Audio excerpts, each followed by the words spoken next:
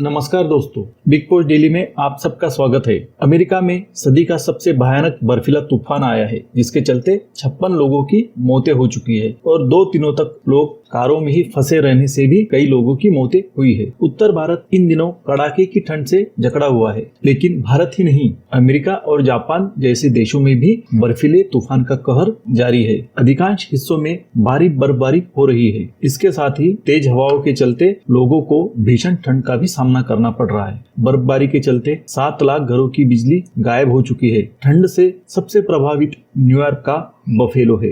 यहाँ भारी स्तर पर बर्फबारी हुई है। इसके चलते लोगों का सड़क पर चलना तक मुश्किल हो चुका है। इतना ही नहीं, पावर स्टेशन पर बर्फबारी के चलते बिजली व्यवस्था पूरी तरह से ठप हो गई है, जिसके कारण 10 से ज्यादा लोगों की मौतें हो चुकी है। बफेलो जैसे इलाके में इमरजेंसी गाड़ियां बुरी तरह से प्रभावित इलाकों तक नहीं पहुंच पाई या खुद बर्फ में फंस गई। ऐसा माना जाता है कि अमेरिका में आया हुआ यह बर्फीला तूफान सदी का सबसे बड़ा बर्फीला तूफान है, जिसने पूरे अमेरिका में तबाही मचाई हुई है। पश्चिमी न्यूयॉर्क में लगभग 28 लोगों की मौतें हो चुकी है। इनमें से ज्यादातर मौतें बफेलो इलाके में हुई है। पश्चिमी न्यूयॉर्क में लोगों को भारी बर्फबारी का सामना करना पड़ रहा है। तूफान और बर्फबारी ने कई इलाकों में स्थिति बेहद ही कठिन कर दी है। एक अधिकारी ने तो बताया कि तूफान के चलते कुछ लोग 2 दिनों तक कार में फंसे रहे। आए हुए बर्फीले तूफान के कारण कई लोग कई दिनों तक गाड़ियों में ही फंसे रहे।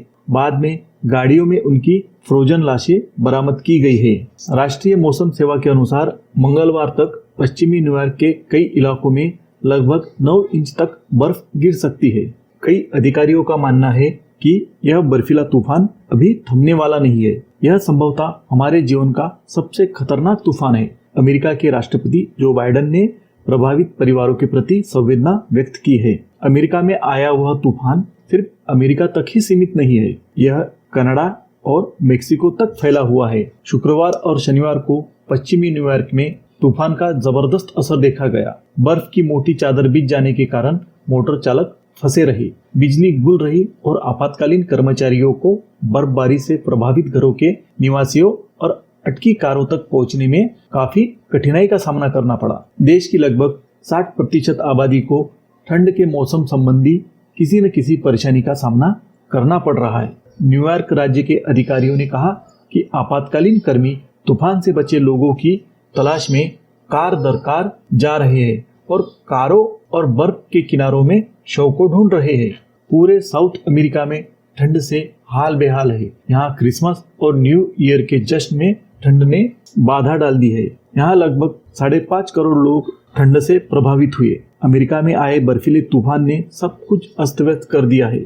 जानकारों का कहना है कि यह तूफान आर्कटिक डीप फ्रीज की वजह से आया है। पूरे अमेरिका में बीते सोमवार को 3,800 से भी ज्यादा उड़ानें रद्द कर दी गई है। यही नहीं, बिगड़ते हालातों को देखते लगभग 70% तक उड़ानें रद्द हो चुकी है। यहाँ ट्रेनें और हवाई यात्रा को रद्द करना पड़ा है। यहाँ तक कि कई इलाकों में भीषण बर्फबारी के चलते सड़क रास्ते भी बंद कर दिए गए हैं। चारों तरफ जमी बर्फ की मोटी चादर की तस्वीरें सोशल मीडिया पर वायरल है। इसी कड़ी में अमेरिका के टेनेसी में सोमवार को एक झरने की तस्वीर सामने आई, जो लगभग 90% जम चुका है। प्रकृति के इस कहर में चारों तरफ कोहराम मचा हुआ है। भयानक सर्दी से मरने वालों का आंकड़ा हर रोज बढ़ने लगा है।